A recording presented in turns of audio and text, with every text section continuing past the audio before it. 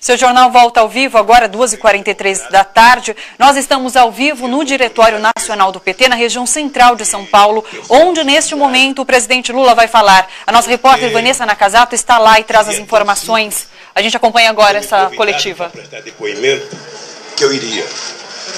Se vocês não sabem, esse ano eu já fui prestar 3 depoimentos.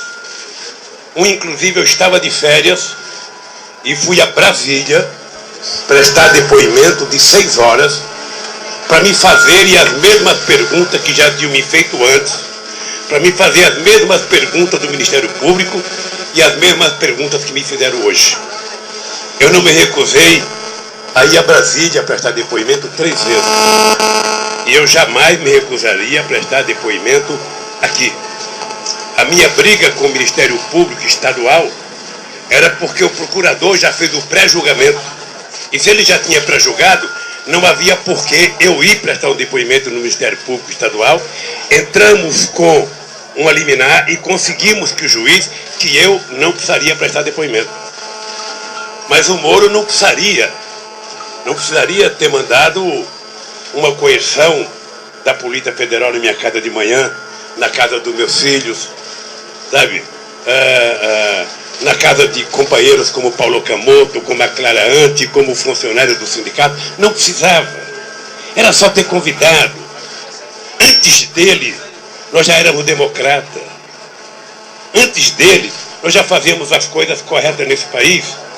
Porque enquanto muitos deles não faziam nada, a gente estava lutando para que esse país conquistasse o direito de liberdade de expressão, o direito de uma imprensa livre, o direito de candidatura, de criação de partido político, de direito de greve. Então era só ter comunicado que nós iríamos lá.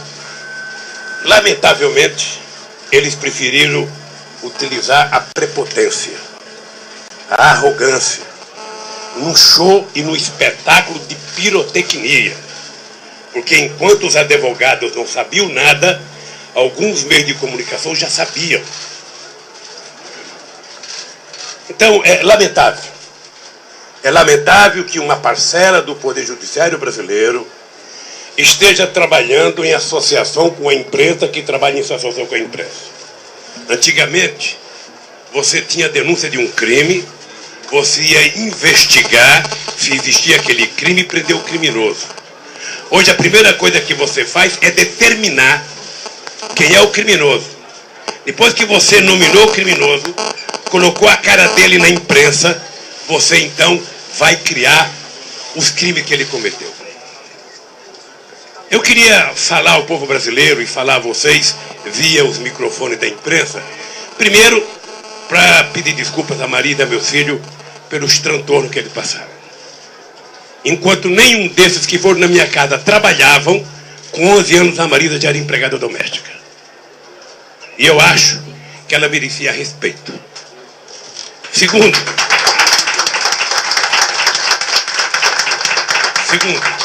não há nenhuma explicação por que foram atrás dos meus filhos.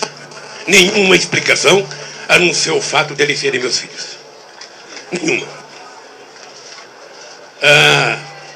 Terceiro, eu quero dizer a Clara Ante, coitada, que foram na casa dela de manhã, sabe, que foram o Paulo Camoto, que foram no sindicato, sabe? Quero só pedir desculpa porque hoje nesse país, ser amigo do Lula parece que virou uma coisa perigosa.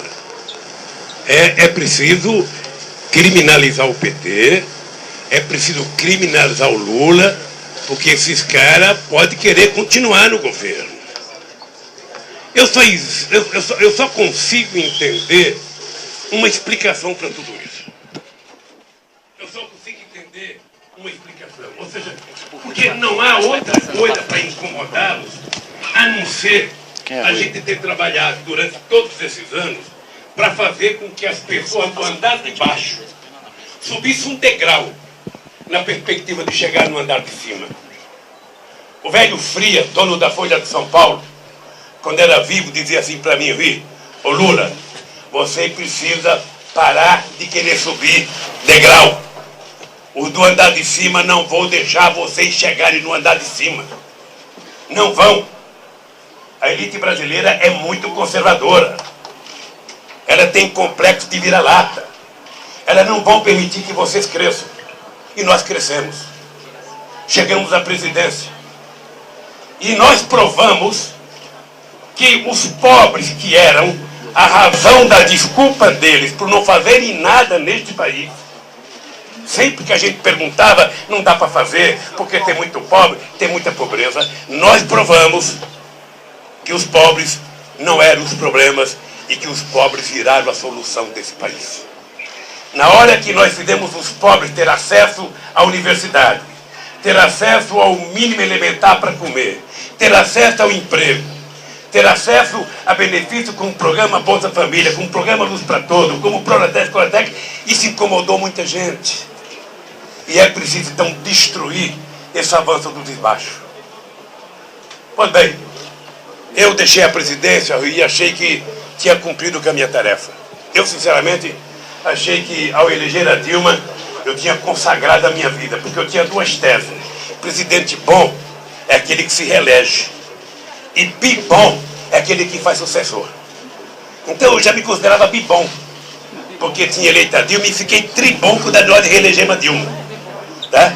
E eles estão, desde o dia 26 de outubro de 2014, não permitindo que a Dilma governe esse país. Eu vi um delegado da Polícia Federal dizer um dia desse, quando indicaram o novo ministro da Justiça, que eu nem sei quem é, o delegado dizer, sabe, tentar mudar a ministra agora é tentar mexer com não sei com quem, porque nós precisamos de autonomia funcional e autonomia administrativa. Eu queria aproveitar todo esse microfone aqui para dizer o seguinte, se tem alguém nesse país que precisa de autonomia, chama-se Presidenta da República, porque ninguém quer que essa mulher governe o país. Estão cerceando a liberdade dessa mulher governar esse país. Portanto, a minha indignação é pelo fato de 6 horas da manhã ter chegado na minha casa vários delegados, aliás, muito gentis, não sei se são sempre assim, mas muito gentis, sabe? Pedindo desculpa que estavam cumprindo a decisão judicial, e a decisão era do juiz Moro, que poderia ter mandado um comunicado, o senhor Luiz Inácio, quer prestar depoimento em Curitiba? Eu gosto de Curitiba. Eu poderia ir lá em Curitiba, a vida me facilitava o PT para ganhar uma passagem para eu ir a Curitiba. Sabe? Eu poderia me convidar, quem em Brasília, quem qualquer eu iria. Mas eu me senti prisioneiro hoje de manhã. Prisioneiro. Né? Eu, sinceramente, já passei por muitas coisas na minha vida. Eu não sou homem de guardar ressentimento e guardar mágoa, mas eu acho que o nosso país não pode continuar assim. O nosso país não pode continuar amedrontado, o nosso país não pode ver, sabe, qualquer juiz que pune alguém receber um prêmio da Rede Globo, um prêmio da revista Veja, um prêmio não sei de quem, e a partir do prêmio, sabe, todo dia tem que prestar conta. Antes dos advogados saberem, sabe, que o seu cliente vai ser chamado, a empresa recebe. Eu vou dizer para vocês uma coisa. Eu sou um homem que acredito em instituições de Estado forte. Não sei porquê, mas eu acho que as instituições fortes é a garantia do Estado democrático contra a arrogância, a prepotência dos governantes. E vocês sabem que desde a Constituinte eu briguei para ter um Ministério Público forte. Vocês sabem que eu cheguei na presidência, a primeira coisa que eu fiz foi instituir uma coisa que eu trazia do movimento sindical. Eu vou indicar sempre o primeiro da lista indicado pela corporação, talvez pela minha formação corporativa de sindicato. Tem que ser o primeiro reitor, tem que ser o primeiro procurador, tem que ser... Era tudo o primeiro. Tá? Eu adotei isso no Brasil. E não me arrependo. Mas é importante que os procuradores saibam que uma instituição forte, uma instituição muito forte, tem que ter pessoas muito responsáveis. E o cidadão que fez alguma denúncia contra mim, ele, na verdade, algumas pessoas são cúmplices. Uma obedece à orientação da revista Época. Quando nós desmentimos a revista Época, o procurador resolveu fazer o papel da Época e pedir investigação das minhas palestras.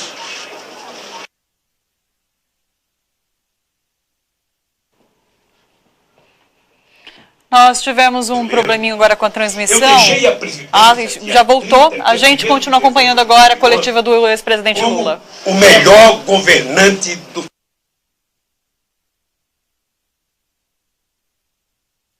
mais do que... O nosso sinal está um pouco ruim, a gente está tendo alguns problemas na transmissão, mas vai e volta toda hora, vamos continuar acompanhando. Como nós fizemos nesse país. E o Brasil era motivo de orgulho. E por isso, eu virei um conferencista importante. Ninguém queria que eu discutisse sexo dos anjos. Ninguém queria que eu discutisse, o cosmos. Ninguém queria nada. O que as pessoas queriam? As pessoas queriam que o Lula falasse das coisas que foi feitas no Brasil. Que milagre vocês fizeram para aprovar as cotas, colocando o negro na universidade? Que milagre vocês fizeram para criar o ProUni? Que milagre vocês fizeram para aprovar o ProEx, o FIES? Que milagre vocês fizeram para levar energia a 15 milhões de pobres nesse país? Ou seja, que milagre vocês fizeram para fazer com que o salário mínimo aumentasse durante todos esses anos? Ou seja, qual foi o milagre que vocês fizeram? Era isso que as pessoas queriam saber. E por isso eu me transformei no conferencista mais caro do mundo junto com o Bill Clinton. Aliás, ele foi meu paradigma. Ele foi. É importante dizer que eu falo com orgulho. Várias empresas que agenciam, vários presidentes, Kofi Annan, Tony Blair, Gordon Brown, Sarkozy, Chirac, todo mundo queria me empresariar. E a Clarante falou, não, aqui no Instituto que vai empresariar somos nós do Instituto. Você é um produto nacional, não tem multinacional aqui, é nós que vamos empresariar vocês. E quanto vai cobrar, quem é que cobra mais? É o Clinton, então vai ser igual o Clinton. Paga quem quiser, contrata quem quiser. E tem mais, para contratar tem que pagar transporte, tem que pagar assessoria. Tem que pagar, porque não são pouca coisa, eu não tenho complexo de vira-lata. Eu sei o que eu fiz nesse país. Eu sei o orgulho e a autoestima desse povo.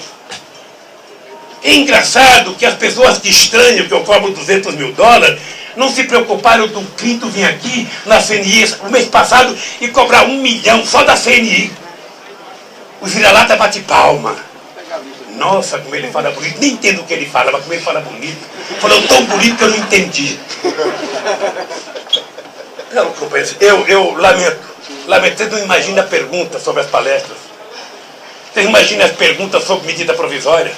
Um delegado de polícia que quer saber o que aconteceu com a medida provisória não tem que perguntar para o presidente.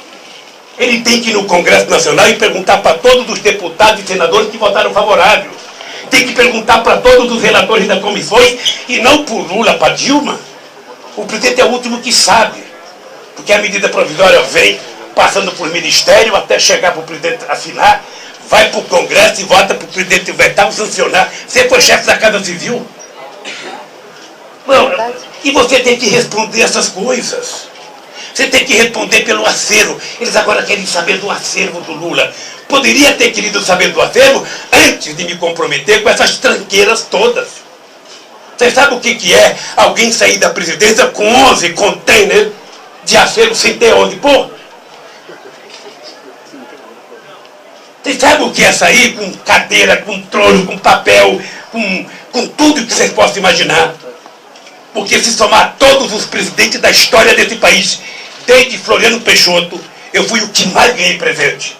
Porque viajei mais, porque trabalhei mais, porque viajei o mundo, até trono da África. O que eu faço com isso?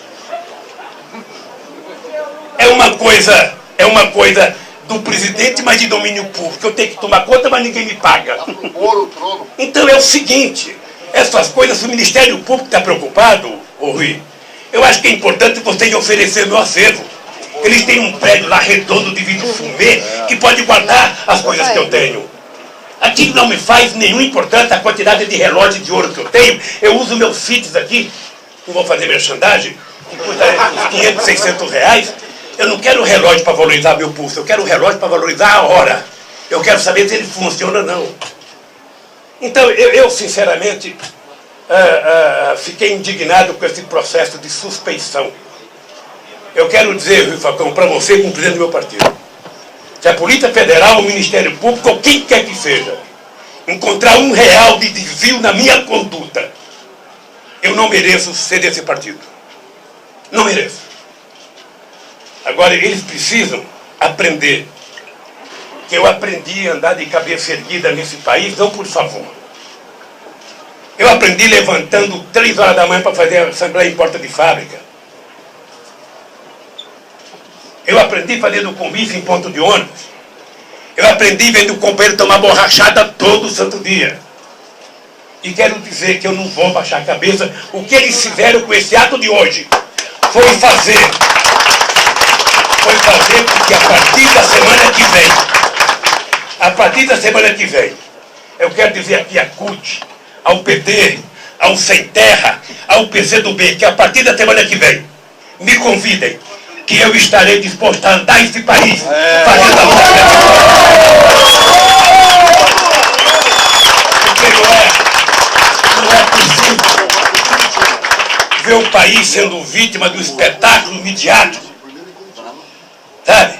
Em que coloca como corrupção um barco de R$4.000 da dona Marisa. Eu, se pudesse, eu dava um iate para ela, não um barco de R$4.000. Se preocupando com um pedalinho de R$2.000 que ela comprou para os netos. Se preocupando porque eu estou utilizando a chácara de um amigo. Eu uso a de um amigo porque os inimigos não me oferecem. Bem que a Globo poderia me oferecer o triplex de Paraty que eu já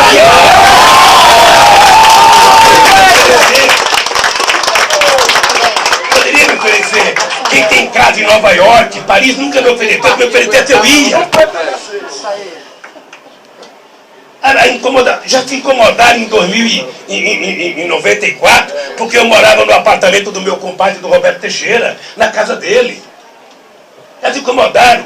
Quantas vezes o Estadão foi em Monte Alegre, saber em 82, se eu era dono do sítio do Roberto? Ia no cartório de Monte Alegre, no cartório de Amparo, no cartório de Serra Negra. Isso é puro preconceito, ou seja, todo mundo pode. Menos essa merda desse metalúrgico que um dia resolveu desafiar.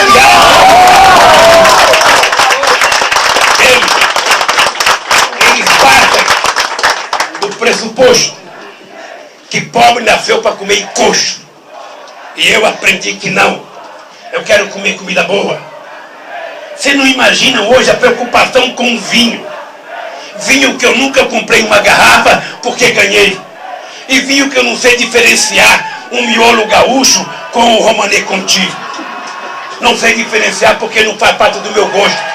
Meu gosto são outros. Estava preocupado. Nós tínhamos vinho seu. Quem levou o vinho seu? Tem vinho lá. Eles mesmos que ficam indignados com o meu vinho, quando vão na casa da elite brasileira, fica boquiaberto. Nossa, que adega maravilhosa, que não sei das quantas. Eu gosto tanto de vinho, então estou habituado a vinho, que um dia um companheiro meu chamado Marco Aurélio Garcia me deu uma coisa chamada... Como que é aquele que bota vinho? Decante. A decante. Eu achava maravilhoso falar decante. Aquela coisa decante. Então o Marco Aurélio tentou falar em decante, me deu um decante. Eu cheguei no palácio de noite, a dona Idalinha tinha colocado flores. Ela achou que eu não corto flores, de tanto que eu gosto do decante. Eu não sei como é que eles não perguntaram do meu decante hoje. Então, queridas companheiras e queridos companheiros, eu não estou indignado com um jornalista, não. Eu estou indignado com o comportamento de determinados meios de comunicação. Eu estou indignado com o julgamento precipitado. Hoje quem condena as pessoas são a manchete. Hoje amedronta o Poder Judiciário. Hoje amedronta o Ministério Público. Hoje amedronta a Polícia Federal e amedronta os políticos. Eu tenho dito para meus queridos companheiros do PT, só tem um jeito da gente levantar a cabeça, é a gente não ter medo. É a gente levantar a cabeça e fazer com que eles sejam tratados igual todos nós estamos tratados. Eu às vezes vejo 18 minutos sobre a chácara do companheiro Fernando Bittar, filho do Jacob Bittar, meu companheiro de 35 anos, companheiro da fundação do sindicato em 75, Não é fundação do PT. Eu conheço o Fernando quando ele tinha 7 anos de idade. Companheiro que passou muitos finais de semana comigo jogando mexe-mexe. Esse companheiro comprou uma chácara na perspectiva de permitir que eu usasse. Eu não posso usar porque é crime, eu estou usando a chácara. Um apartamento que não é meu, eles dizem que é meu. Eu quero saber quem vai me dar o apartamento quando esse processo terminar. Eu quero saber se vai ser a Globo que vai me dar, se vai ser o Ministério Público que vai me dar. Porque não é meu, porque eu não paguei e não comprei. Se eu não comprei e não paguei, não é meu. Então eu quero saber quem vai me dar um apartamento. Alguém vai ter que me dar. E alguém vai ter que me dar a chácara. Eu espero que quando tudo acabar, alguém me dê a chácara. E alguém me dê o apartamento. Aí quando eu pagar, que tiver uma escritura no meu nome, eu vou dizer, é meu. E terei orgulho de ter. Então, companheiros e companheiras, é essa indignação que eu queria falar para vocês. Estou indignado pelo que fizeram com a minha família. Estou indignado pelo que fizeram com meus companheiros do Instituto e do PT. Estamos preocupados porque o Lula foi contratado para fazer palestra, sabe, por as empresas. Essas empresas, antes da Petrobras, trabalham em muitas outras atividades. Essas empresas não trabalham só para a Petrobras. Essas empresas não estão apenas comprometidas com o Lava Jato. Essas empresas chegaram a ter 180 mil trabalhadores, 80 mil trabalhadores, 90 mil trabalhadores.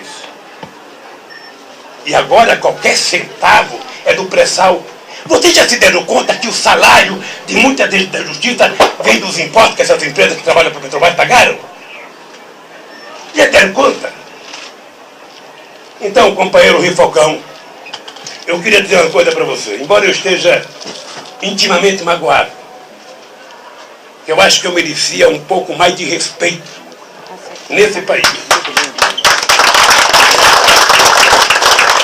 Embora eu esteja indignado e magoado, eu quero que eles saibam que eu escapei de morrer de fome antes de 5 anos de idade. Naquela terra que eu nasci, uma criança escapar de morrer é um milagre. Esse milagre aconteceu comigo. Aconteceu o segundo milagre na minha vida. Eu tive um diploma de torneiro mecânico. Aconteceu o terceiro milagre comigo. Eu adquiri consciência política e criei um partido. Ajudei a fundar uma central de trabalhadores. Aconteceu o quarto milagre comigo. Eu e meus companheiros, muitos dos quais de vocês, me levaram à presidência da República. Aconteceu um quinto milagre comigo. Eu fui melhor do que todos eles que governaram o país. Eu fui melhor que todo cientista político, que todos os fazendeiros, que todos os advogados, que todos os médicos que governaram esse país. Eu provei que o povo humilde desse país pode andar de cabeça erguida. Que o povo humilde desse país pode comer carne de primeira. Que o povo humilde desse país pode ter dente para sorrir e comer um pedaço de amendoim. Vocês não sabem, muita gente não sabe o que é isso. Eu tinha um companheiro em Pernambuco que não tinha dente. E uma vez numa reunião lá no palácio, no meu gabinete, tinha castanha para a gente comer, e ele não colocou a castanha na boca, e eu falei, companheiro, por que você... Era daquele movimento do Bruno Maranhão, como é que chamava? Movimento dos Trabalhadores. MTST. Era uma corrente que divergia dos companheiros do CEPES. MLST. Aí eu falei, companheiro, você não vai comer a castanha? Não, eu não posso, presidente, eu não posso mastigar, fico só chupando a castanha. Eu falei, mas lá na tua cidade não tem Brasil Sorridente? Aí eu não sei. Eu liguei para Eduardo Campos, governador de Pernambuco. Eu falei, Eduardo, você não tem Brasil Sorridente aí? Ah, tem. Então é o seguinte, ó, tem um companheiro aqui do MLST que você vai colocar, esse companheiro para colocar dentro é de graça e de boa qualidade. Bicho, passou um mês, eu fui a Pernambuco inaugurar o estaleiro. Encontrei um menino com uma prótese que parecia dente de artista de televisão. E ele falou assim para mim, Lula, é o seguinte, eu agora posso mastigar carne e posso comer castanha e amendoim. Agora só falta você me dar um carrinho velho para me andar por aqui. Sabe, essas coisas que aconteceram no Brasil talvez incomodem muita gente. Então eu quero dizer para vocês o seguinte, eu embora esteja magoado, eu acho, Rico, que o que aconteceu hoje era o que precisava acontecer, o PT levantar a cabeça. Há muito tempo que o PT está de cabeça baixa. Há muito tempo que todo santo dia alguém faz o PT sangrar. Não precisa prova, é só dizer. Então eu acho que agora é o seguinte, nós vamos ao seguinte, a partir da semana que vem, quem quiser um discursinho do Lula, é só acertar. Passagem de avião, não vai de ônibus que demora muito. Passagem de avião, que eu estou disposto a andar nesse país. Não sei, Rui, se serei candidato em 2018, não sei. A natureza às vezes é implacável com a gente que ultrapassa 70. Mas como a ciência também avançou, a ciência avançou. Se Deus E essas coisas todas que eu faço aumenta a minha tesão de participar das coisas nesse país. Eu descobri agora que nem tudo está acabado como eu pensei que estava tudo pronto. É preciso recomeçar. E, portanto, nós vamos recomeçar de novo, Rui. Fazendo as mesmas coisas que a gente fazia. Eu viajava de São Paulo para o Acre para falar com 4 pessoas. E fazia discurso ao sol das 2 horas da tarde como se tivesse 1 milhão de pessoas na rua. Me desvelava 1h30. Sabe? Conseguimos criar um partido. Estou disposto a fazer a mesma coisa, Rui. Então quero que vocês saibam o que aconteceu hoje. Embora tenha me ofendido, embora tenha magoado, sabe, a minha história, embora eu tenha me sentido ofendido, porque não precisava disso, eu me senti ultrajado como se fosse prisioneiro, apesar do tratamento cortês dos delegados da Polícia Federal. Eu quero dizer, se quiseram matar a Jararaca, não bateram na cabeça, bateram no rabo. E a Jararaca está viva como sempre esteve. Lula, guerreiro do povo brasileiro! Lula, guerreiro do povo brasileiro! Lula, guerreiro do povo brasileiro! Lula, guerreiro do povo brasileiro! Lula, guerreiro do povo brasileiro! A gente acaba de acompanhar a coletiva ao vivo do ex-presidente Lula no Diretório Nacional do PT, do Partido dos Trabalhadores, no centro da cidade de São Paulo. Para você que chega agora, que não estava acompanhando desde o início, a gente vai retomar alguns pontos. O ex-presidente Lula disse que não vê motivo para esse mandato de condução coercitiva que encaminhou ele para prestar depoimento hoje na Polícia Federal, no aeroporto de Congonhas. Ele brinca dizendo que ele poderia ter ido até Curitiba para prestar esse depoimento, disse que não tinha necessidade de ser coercitivo, que ele estava à disposição da justiça, isso não precisava. Ele disse que não há explicação, se mostrou um pouco chateado quando disse que não há explicação do porquê deles irem atrás dos filhos de Lula. Ele não vê motivação para isso. Ele disse que esse é um cerceamento da liberdade.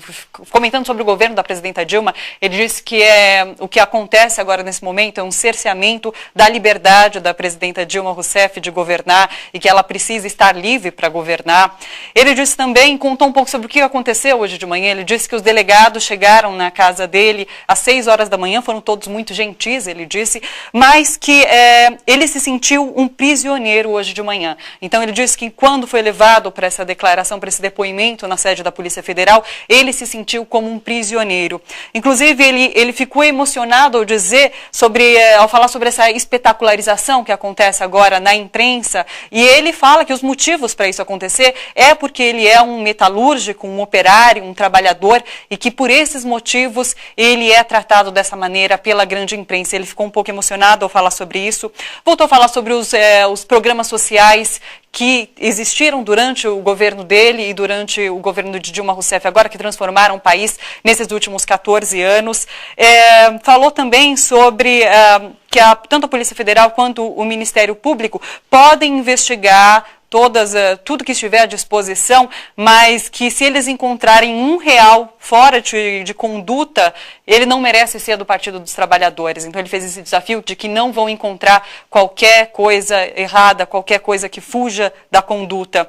E ele conclamou, CUT, a Central Única dos Trabalhadores, o PT, o MST, o Movimento dos Trabalhadores Sem Teto, Sem Terra, e o PCdoB, a fazer viagens pelo Brasil para reescrever a história dele. Ele fala em reescrever a história do partido, começar do zero a história do partido de novo, que foi um chacoalhão isso que aconteceu hoje, e falando com o Rui Falcão, que é o presidente nacional do PT, para começar essa história de novo. Ele terminou encerrando falando sobre isso, e essas são as informações que ele deu nessa coletiva, que foi transmitida agora ao vivo pela TVT.